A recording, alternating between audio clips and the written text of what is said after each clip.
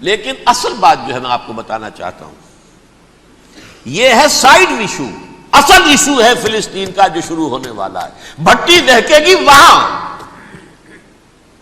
ظاہر بات ہے کہ اگر کوئی بہت بڑا اقدام ہو جاتا ہے فلسطینیوں کے خلاف، اور اگر واقعتاً مسجد اقصیٰ اور قبۃ الصخرہ گرا دیے جاتے ہیں، جو طوفان اٹھے گا عالم عرب میں، یہ حسنی مبارک ہو یا شاہ خالد ہو یا کوئی اور ہو، یہ نہیں روک سکتے اس طوفان کو. نوجوان خون اٹھے گا، غیرت اور جو بھی حمیت ہے. مسلمان ان پڑھ سے ان پڑھ اور بالکل بے دین، وہ بھی مسجد کی حرمت پر کٹ مرنے کو تیار ہو جاتا ہے. مسجد تو بنا دی شب بھر میں ایمان کی حرارت والوں نے، من اپنا پرانا پاپی ہے، برسوں میں نماز ہی بن نہ سکا. وہ چاہے کانپور کی مسجد تھی مسلمانوں نے جانے دی ہیں، چاہے وہ شہید گنج کی مسجد تھی مسلمانوں نے جانے دی ہیں، چاہے نماز نہ پڑھتے ہو. لیکن یہ جو حرمت اور یہ جو حمیت اور یہ غیرت ہے، اس سے جو طوفان اٹھے گا یہ ہوگا اس ملحمۃ العظما، اس کی طرف پیش رفت ہو رہی. کتاب الملاحم سے احادیث کے حوالے سے کہ جن جنگوں کا حوالہ دیا حضور نے، پیشن گوئی کی ہے، اس کا نقطہ آغاز تھا خلیج کی جنگ. صدام حسین نے اسے کہا تھا یہ مدر آف وارز ہے، ام المحارب، یہ ایک جنگ نہیں ہے. اس کا نقشہ بھی حدیث میں موجود ہے، پیشن گوئی موجود تھی، اس وقت بھی ہم نے شائع کی تھی. لیکن اس میں جو جنگ اب ہونے والی وہ الملحمۃ العظما. ملحمہ کسے کہتے ہیں؟ لحم گوشت کو کہتے ہیں، اور قصائی کی دکان کو عربی میں ملحم کہتے ہیں، جہاں گوشت کے ٹکڑے کیے جاتے ہیں. آج کل مشینوں سے ہوتے ہیں، اب جو ہے وہ ہاتھ سے چھریوں سے نہیں ہوتے، لیکن ٹکڑے ہو رہے ہوتے ہیں، جسموں کے چیتھڑے اڑ رہے ہوتے ہیں. ملحمہ، یہی لفظ استعمال کیا تھا حضرت سعد ابن عبادہ نے رضی اللہ تعالی عنہ یوم فتح مکہ. ان کے دل میں تھا کہ اب ہم انتقام لیں گے ان عربوں سے، ان قریش سے. الیوم یوم الملحمہ، الیوم یوم الملحمہ، یہ کہتے ہوئے جا رہے تھے. ایک خاص کیفیت، آج ہے گوشت کے ٹکڑے اڑانے کا دن. حضور سے کہا کسی نے جا کر کے سعد تو یہ کہہ رہے ہیں الیوم یوم الملحمہ، الیوم یوم الملحمہ. حضور نے فرمایا نہیں، ان سے کہو جا کر الیوم یوم المرحمہ، الیوم یوم المرحمہ، آج رحمت کا دن ہے، آج تو میں ان سب کو معاف کروں گا. لا تثریب علیکم اليوم، میں تم سے وہی بات کہہ رہا ہوں جو میرے بھائی یوسف نے کہی تھی اپنے بھائیوں سے، اذهبوا فانتم الطلقاء، جاؤ تم سب کے سب آزاد.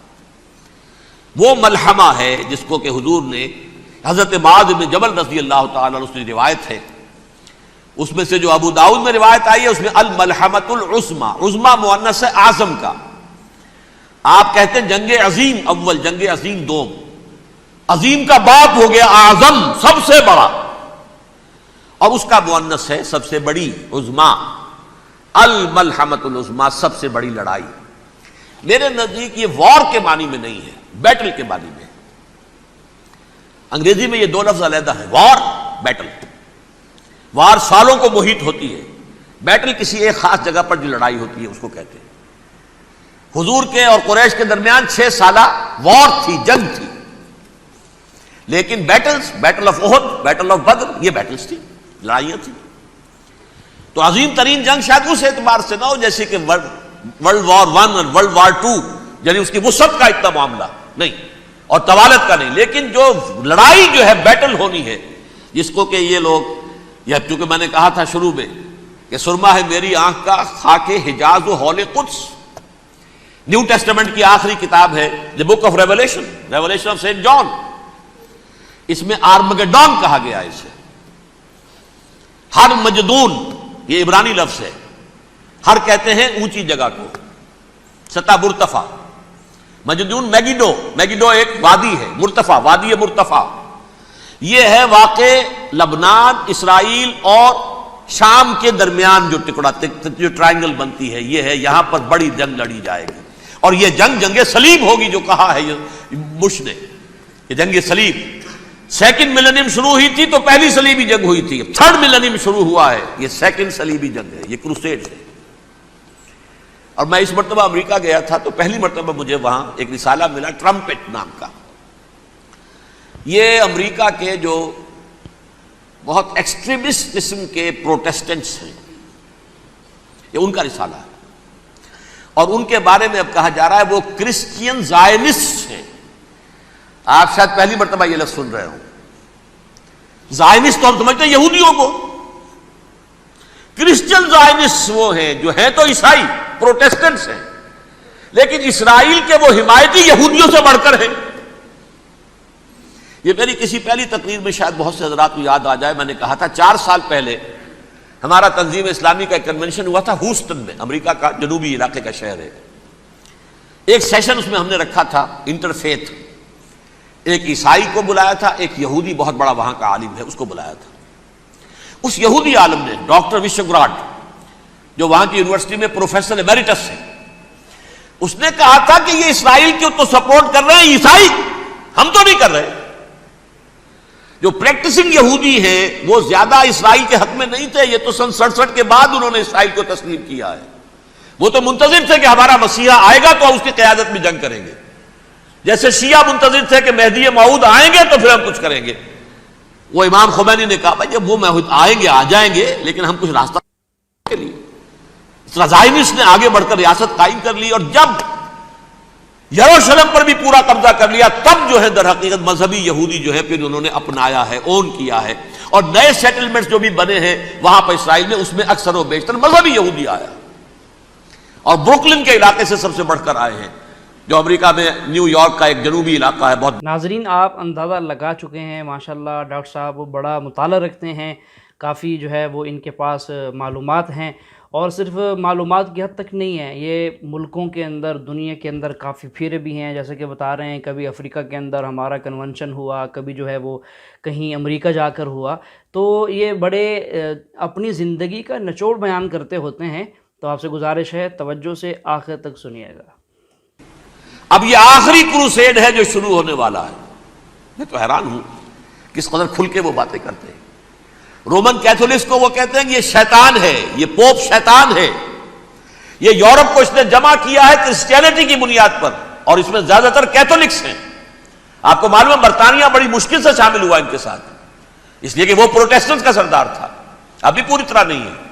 یورپ جو ہے وہ رومن امپائر دوبارہ یہ کھڑی کر رہا ہے، اور در حقیقت یہ جو ہے یہودیوں سے بھی چھیننا چاہتے ہیں اسرائیل کو اور فلسطین کو اور مسلمانوں سے بھی، اور یہ وہی کروسیڈ جو تھے اربن ثانی کے اس کی تیاری کر رہے ہیں، تاکہ وہاں پر عیسائی حکومت قائم ہو جائے، کیتھولکس کی پوپ کی حکومت قائم ہو جائے، جیسے ایسٹ تیمور میں کر دی ہے۔ ایسٹ تیمور میں کون سی حکومت بنی ہے؟ رومن کیتھولک اسرائیل میں بنے، تاکہ یہ سارے مقامات مقدسہ جہاں اسرائیل پیدا ہوئے، بیت حضرت مسیح پیدا ہوا بیت الحم کہاں ہے؟ وہی ہے کہ نہیں؟ جہاں سے ریزریکشن ہوا ان کے خیال میں وہ کہاں ہے؟ وہیں پر ہے کہ نہیں؟ بڑے بڑے گرجے ان کے وہی ہیں۔ تو اس اعتبار سے ان کا کہنا یہ ہے یہ لاسٹ کروسیڈ کی تیاری ہو رہی ہے، یہ کیفور، اور ان کا کہنا یہ ہے کہ یہ پوری طاقت نیٹو کی جو ہے، یہ پہلے جرمنی سے لائی گئی بوسنیا، انہوں نے خود وہاں جنگ کروائی، انہوں نے خود وہاں پر ایتھنک کلینسنگ کروائی، پھر خود مصالحت کے لیے آ گئے، پھر کوسوو میں انہوں نے خود آگ بھڑکائی۔ یہ میں نہیں کہہ رہا، یہ وہ ٹرمپٹ رسالہ امریکہ سے چھپنے والا پروٹیسٹنٹس کا رسالہ ہے جو یہ کہہ رہا ہے۔ پھر انہوں نے کوسوو کے اندر کروایا، اور پھر وہ وہاں پر پیس فورس کی حیثیت سے آ گئے۔ اب وہ میسیڈونیا میں کروا رہے ہیں اور وہاں داخل ہو گئے ہیں۔ اگلا قدم ان کا سائپرس ہوگا، سائپرس میں ترکوں کو اور وہ گریکس کو لڑائیں گے اور وہاں آ جائیں گے، وہاں سے ایک چھلانگ لگائیں گے اور یہ فلسطین میں پہنچیں گے، اور یہ وہاں پر ایک رومن امپائر، اپنی پرانی رومن امپائر کی طرح کی رومن کیتھولک ریاست قائم کرنا چاہتے ہیں۔ تو وہاں امریکہ کے عیسائیوں میں بھی کوئی ایک طبقہ نہیں ہے، کیتھولکس بھی ہے، کیتھولکس زیادہ نہیں ہے ہمدرد، لیکن اب تابع ہو چکے ہیں۔ اسحاق رابین نے جب یہ پیس ٹاک شروع ہوئی تھی، آپ کو یاد ہوگا شاید کہ جب وہ آیا تھا واشنگٹن سے واپس فلسطین اسرائیل، تو پہلے روم میں رکا for an audience with the pope, اور پوپ کو اس نے ایک مرتبان سا پیش کیا تھا، حضرت سلیمان علیہ السلام کے زمانے کا مرتبان، اور کہا تھا دیکھیے 3000 برس تک ہم نے اس کی حفاظت کی ہے، اب یہ میں آپ کے حوالے کر رہا ہوں۔ اس کے بعد سے پوپ جو ہے بالکل رام ہو گیا، اور وہ عیسائیوں کے ساتھ اور یہودیوں کے ساتھ ان کا پورا معاہدہ ہو۔ اب پورا عیسائی ورلڈ جو ہے بعثت مجموعی یہودیوں کے شکنجے میں ہے. البتہ ان کے اندر بھی جھگڑے ہیں. جو وہاں پر وائٹ کرسچن ملیشیاز ہیں وہ ایکسٹریمسٹ ہیں کیتھولکس. ان کے نزدیک دشمن نمبر 1 یہودی، دشمن نمبر 2 مسلمان، دشمن نمبر 3 جو یورپ میں کالے ہیں، ایفرو امریکن، چاہے وہ عیسائی ہو گئے ہوں، کوئی بھی ہو. یہ 3 دشمن ہیں جن سے انہوں نے کلینز کرنا ہے، صاف کرنا ہے ان کے خیال کے مطابق امریکہ کی سوسائٹی کو. اولا یہود، پھر مسلمان، اور پھر یہ جو کالے ہیں. لیکن دوسری طرف پروٹیسٹنٹس کے اندر ایکسٹریمسٹ وہ ہیں جنہیں کہا جا رہا ہے یہ کرسچین زائنسٹ ہیں، یہ اسرائیل سے بڑھ کر سپورٹرز ہیں. بہرحال یہ اب جنگ ہوگی، اس کا نتیجہ کیا نکلے گا یہ تو اللہ ہی جانتا ہے. اب میں آخری بات کی طرف آ رہا ہوں. آخری نتیجہ تو جو بھی کچھ اپس اینڈ ڈاؤنز آئیں گے، تلک الایام نداولها بین الناس. آخری نتیجہ ڈراپ سین وہ یہ ہوگا کہ اللہ کے دین کا بول بالا ہوگا اور پوری دنیا پر محمد کے لائے ہوئے دین صلی اللہ علیہ وسلم کی حکومت قائم ہوگی. وہ گویا قیامت کی تمہید ہوگی، اس کے بعد بس قیامت آئے گی. کیونکہ مقصد کائنات، تخلیق کائنات پورا ہو جائے گا. پوری مخلوقات کے اندر مقصد تخلیق، کلائمیکس آف کریشن محمد الرسول اللہ صلی اللہ علیہ وسلم. دین کی تکمیل محمد الرسول اللہ صلی اللہ علیہ وسلم. اور اس خلافت عرضی کے لیے جو حضرت آدم کو خلافت دی گئی تھی، جب اس میں وہ خلافت پوری دنیا پر قائم ہو جائے گی. تو ناظرین یہ کب ہوگا اس کا علم تو صرف اللہ تعالیٰ کے پاس ہے. نہ اس کے بارے میں اتھینٹک بات ڈاکٹر اسرار صاحب کہہ سکتے ہیں، نہ ہی کوئی اور کہہ سکتا ہے کہ فلاں سن کے اندر فلاں مہینے میں یہ بات قائم ہونا شروع ہو جائے گی کہ ہمارے نبی صلی اللہ علیہ وسلم کی کا جو لایا ہوا دین ہے وہی بلند ہونا شروع ہو جائے. جیسا کہ حال ہی میں فلسطین کے مسلمان ابھی بھڑک اٹھے ہیں اور مخالف دشمن کے خلاف کھڑے ہو گئے ہیں، سینہ سپر ہو گئے ہیں. اب اگر کوئی کھڑا ہو کر یہ دعویٰ کر دے کہ اب وہ تاریخ، وہ وقت آ چکا ہے، تو میرے خیال سے اس کو ہم تسلیم نہیں کریں گے، اس کی تائید بھی نہیں کریں گے، کیونکہ وہ صرف اللہ تعالیٰ کے پاس اس کا علم ہے. کئی بار پہلے بھی ایسے جنگیں ہوتی ہوئی نظر آ چکی ہیں، آپ لوگ دیکھ چکے ہوں گے. تو چلے سنتے ہیں آگے اس بارے میں ڈاکٹر صاحب کیا کہتے ہیں. اس کا مقصد پورا ہو جائے گا. And that will be the beginning of the end. اس کے بعد قیامت ہے. آخری نتیجہ تو یہ نکلنا ہے. اس سے پہلے سزائیں ہمیں بھی مل رہی ہیں. اور یہاں میں کانٹے کی بات جو چھوڑ گیا تھا اس کو بیان کر دوں. اللہ نے اس مغضوب علیہم قوم کو، اس ملعون قوم کو کیوں اب تک چھوٹ دیے رکھی؟ میں بتا چکا ہوں یہ بڑے عذاب کے مستحق ہو چکے تھے حضرت عیسیٰ علیہ السلام کے زمانے میں. چھوٹ دی ہے ابھی تک ہے، بلکہ ایک مرتبہ ابھارا ہے. 1900 برس کے بعد ابھرے ہیں یہ. بالفور ڈیکلریشن 1917، سن 70 عیسوی کے بعد، تقریباً 1900 برس، 1850 برس تو ہے کم سے کم. پھر creation of Israel 1948، 1967 extension of Israel, یروشلم پر قبضہ. یہ سارا جو ہے کیوں ہے؟ اللہ تعالیٰ اس خیر امت محمد صلی اللہ علیہ وسلم، اس کے بہترین حصے کو سزا ان ملعونوں کے ہاتھوں دے رہا ہے. کیوں؟ جو جرم انہوں نے کیا تھا وہی ہم نے کیا. انہوں نے اللہ کی کتاب کو پیٹھ کے پیچھے پھینکا. نبذ فریق من الذین اوتوا الکتاب کتاب اللہ وراء ظہورہم. ہم نے اپنی پیٹھوں کے پیچھے پھینکا کہ نہیں؟ کولونیل رول سے آزاد ہوئے، کہیں اسلامی قانون نافذ کیا، کہیں اسلامی نظام قائم کیا. تو جو جرم ان کا تھا وہی ہمارا ہے. اور ہم خیر امت ہیں، اور ہمارے میں سے خیر ترین عرب ہیں. ان پر اللہ کا فضل، ان کی مادری زبان میں اللہ کی کتاب موجود ہے. پھر انہوں نے اللہ کے دین کو پیٹھ دکھائی. جو ملک آزاد ہوا کولونیل رول سے، یا اس نے قبلہ کر لیا اپنا ماسکو کی طرف یا کر لیا واشنگٹن کی طرف. کسی نے مکے کو قبلہ بنایا،